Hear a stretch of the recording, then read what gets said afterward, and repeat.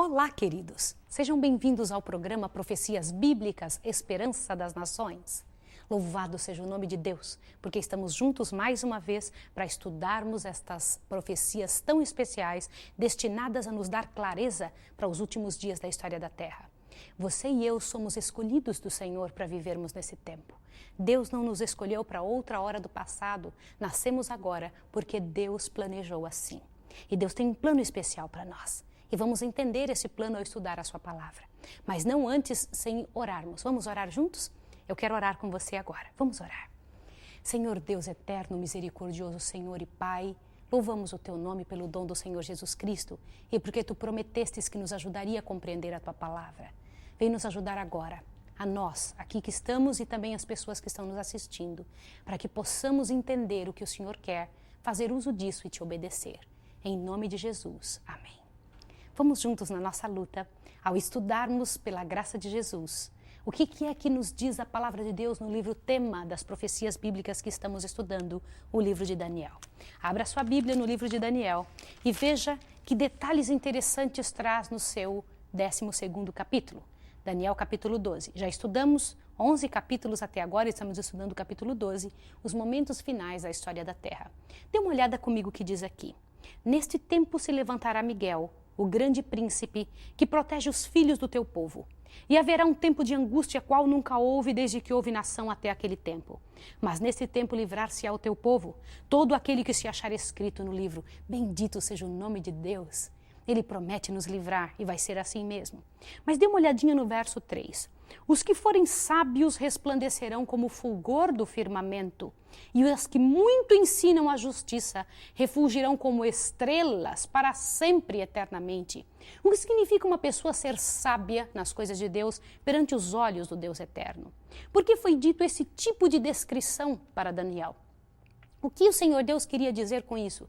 Queridos, é muito importante nós entendermos o tempo em que estamos vivendo, os acontecimentos atuais, o que estes acontecimentos têm a ver com a volta do Senhor Jesus. E eu vou lhe dizer uma frase.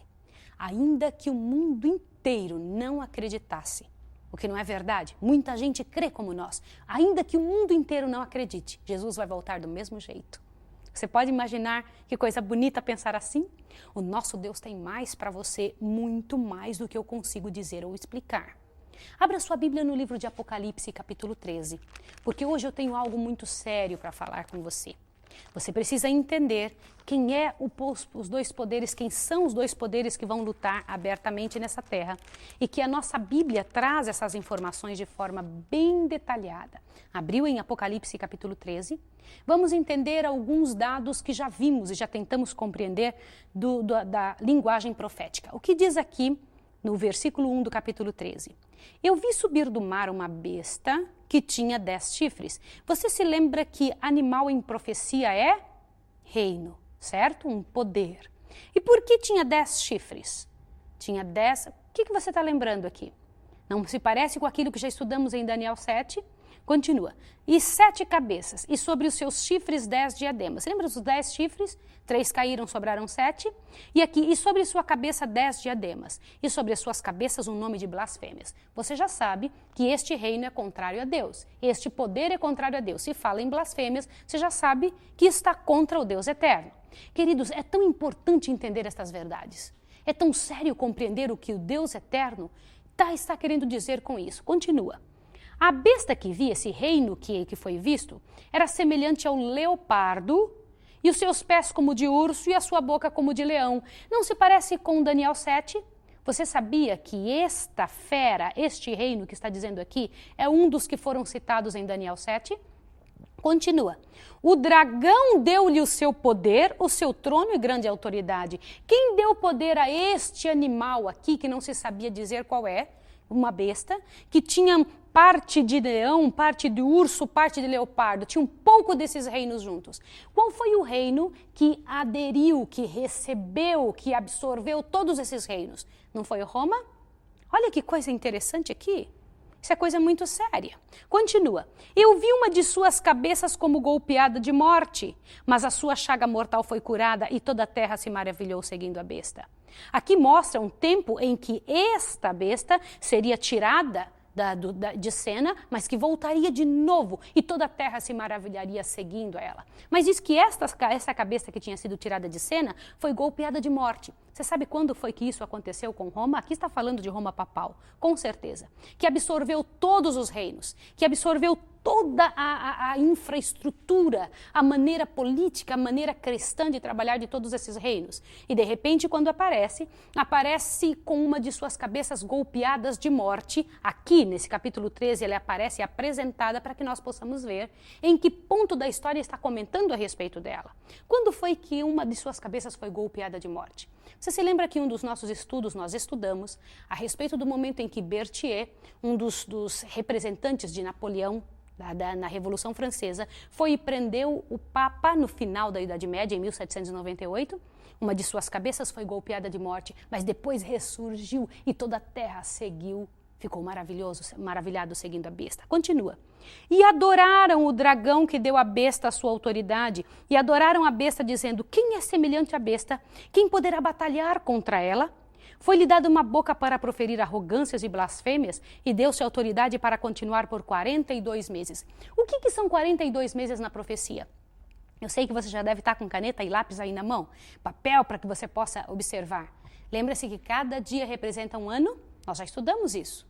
Cada dia representando um ano. 42 meses são 1.260 dias. 1.260 dias são 1.260 anos. Um dia, na profecia, é igual a um ano, ok? Então, continua. E foi exatamente o tempo em que a Igreja Católica ficou comandando o mundo durante a Idade Média. Continua no verso 6. E abriu a sua boca em blasfêmias contra Deus, para blasfemar de seu nome, de seu tabernáculo e dos que habitam no céu. Parece muito com o chifre pequeno, não parece? É uma descrição clara do chifre pequeno. Queridos, como é que é possível blasfemar contra Deus? Blasfêmia é o ato de perdoar pecados. Blasfemar do santuário de Deus é colocar outro no lugar de Deus. Você sabe por que que todo o papado e a instituição papal e eclesiástica recebe um nome interessante de todos os papas, Vicarius Filii? Você sabe por que recebe este nome? Vicarius Filii significa vigário, o Filho de Deus, está no lugar do Filho de Deus. Existe alguém nessa terra que pode estar no lugar do Filho do Deus eterno? Aquele que morreu por nós, o Filho do Senhor dos Exércitos, o Filho do Deus eterno que deu a vida por você e por mim. Isso é uma blasfêmia muito grande, isso é uma coisa muito séria. Continua dizendo, e também blasfemou do tabernáculo de Deus e dos que habitam no céu. Por quê? Porque colocou outro tipo de adoração que não aquela que envolve a pessoa e direciona ela para o santuário celestial. Isso não é brincadeira, isso é coisa muito séria. Isso fere diretamente o Deus dos exércitos, o Senhor Deus que deu a vida para salvar a mim e a você, que é aquele que deu seu filho para morrer por mim e por você. Avante, continue lendo no verso 7. Também foi-lhe permitido fazer guerra aos santos e vencê-los. Você se lembra da Idade Média, a quantidade de mártires, a quantidade de filhos que foram mortos? E deu-se poder sobre toda tribo, língua e nação, mandou no mundo todo. E todos os que habitam sobre a terra a adorarão. Aqui fala de futuro. Queridos, é uma coisa séria. Aquilo que aconteceu na Idade Média com os mártires, os nossos queridos irmãos que morreram em favor da fé. Olhe bem o que eu vou lhe dizer. Aqui diz que virão pessoas que ainda a adorarão, esses cujos nomes não estão escritos no livro da vida do Cordeiro, que foi morto desde a fundação do mundo. Olha o que implica adorar, receber ordens, fazer qualquer tipo de menção de adoração no molde dado por este poder, pelo chifre pequeno, ou seja, por toda a instituição papal. Aí você fala, que bom, eu não pertenço a esse tipo de pessoa, então você deve estar triste dizendo, Maísa, isso é um insulto. Eu quero lhe dizer algo. Querido, em nome de Jesus, me perdoe. Mas você precisa entender que o sistema de culto errado é condenado pela Bíblia. E que este sistema de culto Deus não participa, principalmente quando tem na palavra dele clareza absoluta de como ele quer ser adorado. E qual deve ser a nossa atitude? Correr e explicar a maneira correta de viver, a maneira correta de adorar, como é que Deus quer ser adorado por seus filhos. E você precisa entender essa verdade, ter essa clareza dentro do seu coração. No passado já houveram maneiras erradas de adorar e Deus se pronunciou abertamente e fortemente contra esse tipo de adoração. E hoje Ele quer salvar você. Você está vivendo nos últimos dias. Quer dizer para você, sai dela, povo meu. Sai daí. porque esse sistema de adoração já está falido, já não tem mais jeito. Por quê? Porque quem lhe deu poder e autoridade foi o dragão, aquele que é o diabo e Satanás. Continue lendo, por favor. Olhe bem. Se alguém tem ouvidos, ouça. Se alguém deve ir para o cativeiro irá. Assim como a igreja mandava para o cativeiro os filhos de Deus, os mártires, assim como mandava para o cativeiro aqueles todos que não queriam aceitar a sua autoridade, também ele foi para o cativeiro. Se alguém deve ser morto à espada, necessário é que a espada seja morto. Nisto repousa a perseverança e a fidelidade dos santos. Quem são os santos? Aí mesmo na página aberta de Apocalipse, eu quero que você veja o capítulo 12. Dê uma olhada contra quem Satanás está especialmente irado nesses últimos dias. Observe, por favor, em nome de Jesus, no capítulo 12, verso 17. Então o dragão, você já sabe que o dragão é o inimigo, irou-se contra a mulher, mulher é a igreja, mulher de Deus, e foi fazer guerra aos demais filhos dela. É claro que se aqui está falando que o dragão está brigando contra os filhos de uma certa mulher, só pode ser a mulher verdadeira, a mulher de Deus. Aí você fala, mas Jesus foi casado? Olhe bem o que eu vou lhe dizer. Jesus, ele tem um compromisso com sua igreja. Mulher na profecia significa igreja. É um compromisso vitalício, é um compromisso eterno, é um compromisso para sempre. Ele está casando-se com seu povo agora. Está escolhendo quem são as pessoas que, por suas características de comportamento, de adoração, de fidelidade, podem fazer parte do corpo de sua esposa. Então, continue lendo o verso 17. Então o dragão irou-se contra a mulher e foi fazer guerra aos demais filhos dela. Quem são os filhos da igreja verdadeira que Satanás odeia? Os que guardam os mandamentos de Deus e mantêm o testemunho de Jesus. Queridos, não basta apenas manter o testemunho de Jesus, é necessário guardar os mandamentos de Deus. Isso faz toda a diferença. Continue lendo em Apocalipse 13. Você viu uma primeira besta, um primeiro reino. Esta primeira besta aqui havia surgido do mar. O que significa surgir do mar? Apocalipse 13, verso 1. Mar significa povos. Agora você vai ver uma segunda besta. Observe o que está escrito aqui no verso 11 de Apocalipse 13. Então vi subir da terra outra besta, que tinha 2 chifres semelhantes aos de um cordeiro, mas falava como dragão. Queridos, quem é esta nação? Você sabe que besta, animal, é reino. Que nos surgiu da terra, não no meio das pessoas, do nada. Olha, eu vou fazer uma apologia com você. Se na profecia, águas, mar, né, significam povos, um lugar cheio de água é um lugar cheio de gente, o que é um lugar de terra, um lugar deserto? Sem pessoas. Esta nação aqui surgiu de um lugar onde não tinha pessoas. Qual foi a nação que surgiu de um lugar que não tinha pessoas? Você fala o Brasil. Não, o Brasil tinha várias pessoas aqui. Qual foi a nação que surgiu? O Brasil surgiu de nações que vieram e fizeram seu reino aqui. Foi transportado o reino de Portugal, e os espanhóis, e os holandeses, e trouxeram seus descendentes para que morassem aqui. Não foi o caso de outra nação que bate certinho com essa descrição de Apocalipse 13, verso 11 em diante. E eu vou lhe dizer por que não serve o Brasil. Por que não serve outras nações daqui da América do Norte, América do Sul e das Américas. Preste atenção. Então vi subir da terra outra besta que tinha 2 chifres semelhantes ao de um cordeiro, mas falava como dragão.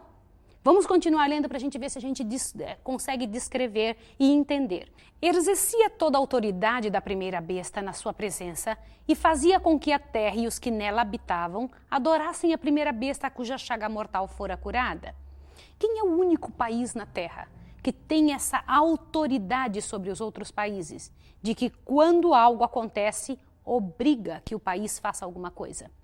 Eu gostaria que você corresse até os nossos estudos sobre o Apocalipse, recorresse a esses estudos, buscasse entender. Pode pedir que nós mandamos para sua casa, para que você possa compreender o que vou dizer agora. Todas as características dessa segunda besta que nasce da terra, elas descrevem os Estados Unidos da América, um país que possui 2 chifres, liberdade civil, liberdade religiosa, que persegue, que trabalha em favor de seus próprios interesses pessoais. Continue. 13. E fez grandes sinais de maneira que até fogo fazia descer do céu à vista dos homens. Vai obrigar com que as pessoas nessa terra, através de poderes milagrosos, através de maneiras milagrosas, fazer com que as pessoas adorem aquela primeira besta. E por que razão? Por causa dos sinais que lhe foi permitido fazer na presença da besta, enganava os que habitam na terra e dizia-lhes que fizessem uma imagem à besta que recebera a ferida mortal de espada e que vivia. A mesma autoridade que teve a primeira besta vai ter novamente dada por este poder da segunda besta. Vai novamente fazer o mesmo tipo de ação. Agora observe que aquilo que aconteceu na Idade Média está no futuro também. Veja o 15. Foi-lhe concedido também que desse fôlego à imagem da besta. Uma imagem é algo parecido com o que aconteceu. Imagem é algo que se reflete, algo que parece com alguém. Imagine uma imagem que você olha na frente de um espelho. Percebe bem isso? É uma imagem parecida com a sua imagem da besta, é algo igual a ela. Agora, observe. Para que ela falasse e fizesse que fossem mortos todos os que não adorassem essa imagem da besta. Você pode imaginar, mas é uma estátua que vai ser levantada. Queridos, olhe bem que coisa séria. Não é uma estátua. É alguém, é um tipo de sistema parecido com aquele primeiro que a primeira besta exercia. Continue vendo. E fez que a todos, pequenos, grandes, ricos e pobres, livres e escravos, lhe fosse posto um sinal na mão direita e na testa. Testa, segundo a profecia, é sinal de assentimento, inteligência, conhecimento. E a mão direita é a mão do trabalho. Agora, observe que coisa séria. Para que ninguém pudesse comprar ou vender, senão aquele que tivesse o sinal. Algumas pessoas pensam que esse sinal é um pequeno chip que vai ser colocado nas pessoas, que é um sinal mesmo, tipo um emblema colocado na testa e na mão. Eu vou lhe dizer algo bem sério. Este sinal é algo bastante religioso e espiritual. É algo que tem a ver com sua forma de adoração. Por quê? Porque através disso, deste sinal, você mostrando no seu comportamento, vai lhe ser retirado o privilégio de poder comprar ou vender. Continue vendo. Lê o verso 17. Para que ninguém pudesse comprar ou vender, senão aquele que tivesse o sinal, ou o nome da besta, ou o número do seu nome. Agora você vai ficar impressionado. Aqui é a sabedoria. Aquele que tem entendimento, calcule o número da besta, pois é o número de um homem, e o seu número é 666. Queridos, vamos entender um detalhe. Para você entender o sinal da besta, é preciso você entender o sinal de Deus. Você se lembra quando estudamos com você que Deus coloca um sinal sobre seus filhos? Agora você vai precisar ler isso na Bíblia. Vamos ler na palavra de Deus, aonde na Bíblia mostra qual é o sinal de Deus. Lembre-se que tudo, desde o início, tudo que o inimigo tem é porque ele copiou do Pai. Ele copiou de Deus. Ele quer adoração.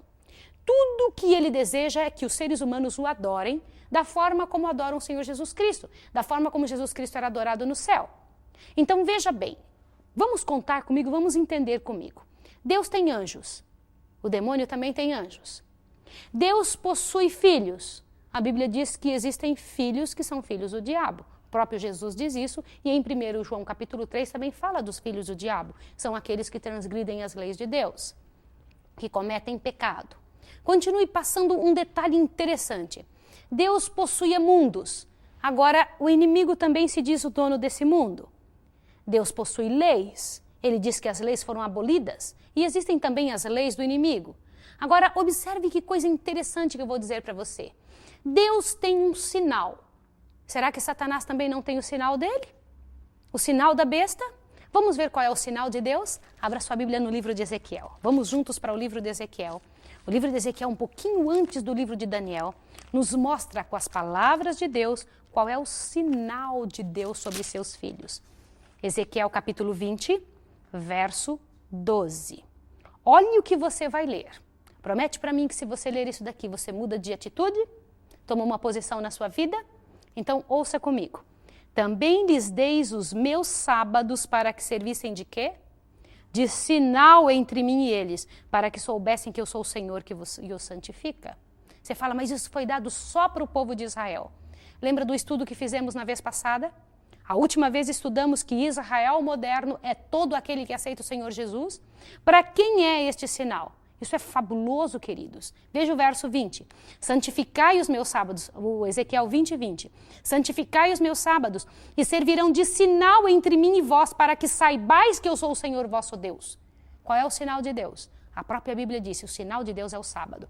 Portanto, queridos, qual é o sinal do inimigo? O sinal que vai ser colocado sobre a mão direita e sobre a testa. Só pode ser o domingo.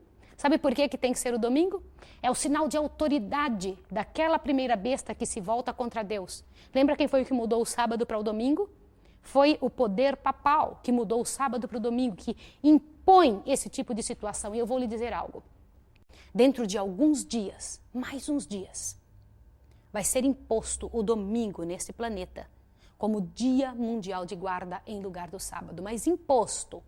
Quem não for obediente a esse tipo de lei será levado para as cadeias. E depois teremos um pedido de morte, um decreto de morte, para quem não seguir esse tipo de comportamento. O que você acha disso? Vai dizer, Maísa, você está conjecturando, você está ficando louca, isso não vai acontecer no futuro. Queridos, o que diz aqui em Apocalipse 13 é muito sério, que quem não aceitar o sinal da besta não vai poder comprar e nem vender, e nem mesmo poder adorar da forma correta. Aqui ainda diz, olha, que fossem mortos todos os que não adorassem a imagem da besta. É o verso 15 do capítulo 13. Isso é coisa muito séria. Na verdade, desde o início desse grande conflito, a luta tem sido pelo tipo de adoração. A luta tem sido dentro da sua cabeça. Tem sido pela sua adoração. Que tipo de adoração você oferece ao Deus eterno?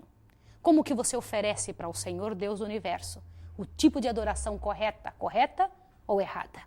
Deus tem um plano para a sua maneira de ver. Eu gostaria que aí mesmo, no Apocalipse 13, você corresse os olhos, vê que começa Apocalipse 14, com algo grandioso que eu gostaria que você observasse. Dê uma olhada comigo, por favor.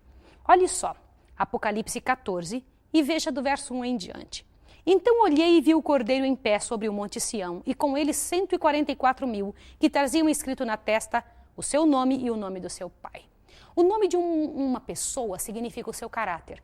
Estes 144.000 aqui, que foram vistos no Monte Sião, junto com a glória de Deus ali, ó, sobre o Monte Sião, traziam na testa o nome de seu Deus e o nome de Jesus Cristo. Está escrito aqui. Lembre-se que aquele povo que vai ser selado com a marca da besta, vão ser selados na testa, com o sinal da besta e na mão. Aí você fala assim, mas Maísa, não é um selo, é um assentimento com a mão direita, você trabalha ou não no dia do Senhor, entende? E com sua cabeça, na sua testa, está o seu assentimento, o seu consentimento de algo. Então você decide se faz ou não. Mas continue lendo sobre esse povo especial do capítulo 14. E eu ouvi uma voz do céu, como a voz de muitas águas, como a voz de um grande trovão, a voz que eu ouvi era como de arpistas, como tocavam harpas. E cantavam um cântico novo diante do trono, e diante dos 4 seres viventes e diante dos anciãos. Ninguém podia aprender aquele cântico, senão 144.000 que tinham sido comprados da terra. Estes seres que foram vistos aqui por João, tinham sido comprados da terra. De que maneira? Estes são os que não se contaminaram com mulheres. O que são mulheres nas profecias? Igrejas. Eles são virgens. Virgens significam que não tem doutrinas erradas dentro deles. Queridos, a igreja pura de Daniel 12, aquela igreja que não tinha pecado nenhum sobre ela, e nós vamos estudar sobre ela no próximo capítulo, ela era a esposa de Jesus porque não tinha aceitado nada de outro marido dentro dela. Não tinha aceitado nada dos pagãos, nada de outra religião, tinha aceitado só os ensinamentos de Jesus. Por isso era uma mulher pura. E aqui diz que este povo especial que foi comprado da terra é um povo que não tinha nenhuma mistura com outro tipo de ensinamento de outra religião. Aqui diz que eles são virgens. A virgindade, no sentido espiritual da profecia, é um sinônimo de pureza espiritual, pureza de doutrina, pureza de conhecimento bíblico. Não aceita nada que vem de fora, a Bíblia e ela só. Continua. Estes são os que seguem o Cordeiro por onde quer que vá. Não segue tradição, não segue seres humanos, segue o Cordeiro. Estes são os que dentre os homens foram comprados para serem as primícias para Deus e para o Cordeiro. Queridos, que coisa linda. Agora continua lendo. Na sua boca não se achou engano, são irrepreensíveis. Assim deve estar aquele que permanecer aqui até o último dia. Queridos, há muito que o Senhor Deus deseja falar com a sua vida, fazer você entender coisas sérias como estas que você acabou de ouvir, acabou de ler. Você precisa tomar uma posição ao lado daqueles que guardam os mandamentos de Deus e mantêm o testemunho de Jesus. Você sabe por quê? Não porque uma igreja tem que estar cheia e lotada, mas porque o reino de Deus criou você para ser vitorioso. Porque Deus quer que você faça parte daqueles que não adorarão a besta e nem a sua imagem. Eu quero orar por você agora. Quero pedir a Deus que você receba o selo de Deus, que você seja acompanhado por anjos, que a sua decisão seja por nosso Senhor Jesus Cristo. Vamos orar agora? Misericordioso Deus e Pai, Santíssimo Senhor de toda a terra, em nome de Jesus Cristo eu quero colocar o meu coração e o coração dessa pessoa perante o teu trono para te pedir que o Senhor aceite o nosso sacrifício pessoal, que é a nossa vida. Como se nós fôssemos entregues para ti, Senhor, nesse momento, para te pedir perdão por todo o tempo que fizemos aquilo que não te agradava. De agora em diante, Senhor, quero te pedir que nos aceite perante e no meio do teu povo. Que pela graça de Jesus Cristo, o Cordeiro de Deus, estejamos entre aqueles que serão os vitoriosos nos últimos dias. Em nome de Jesus, que está no lugar santíssimo do santuário celestial, eu oro e agradeço. Amém. Que Deus abençoe você e até o próximo estudo.